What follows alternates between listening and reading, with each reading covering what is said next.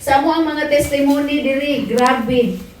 Imagine mga gipamati sa mga di ba sa kalawasan.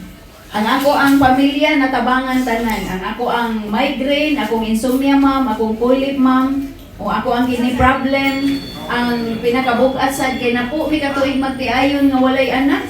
Nga salamat sa Ginoo gi-bless og maayo sa First Vita Plus ug iyang giablihan ang ako ang sabakan. Salamat sa Ginoo nga naay First Vita Plus. Yes. And nakanindot ang ako ang anak nga naay cyst sa iyang breast.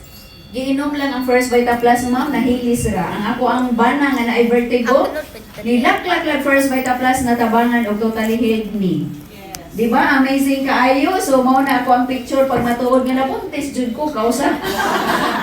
Di ba kay napo kun may katuig magdayon nga walay anak. Na picture sad ko sa ato ang mga clear book nga 10 years nga walay anak. So, my family, my inspiration.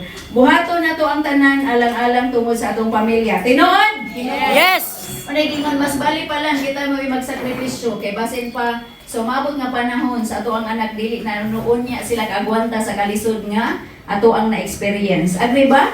Buhato na to ang tanan, alang-alang tungod sa ato ang mga anak.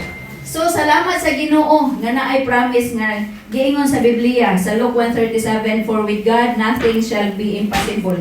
Walay imposible sa Ginoo sa panahon nga imong pangayoon. Kung unsay imong mga desire sa imong kasing-kasing, iyahan ang ihatag sa saktong panahon.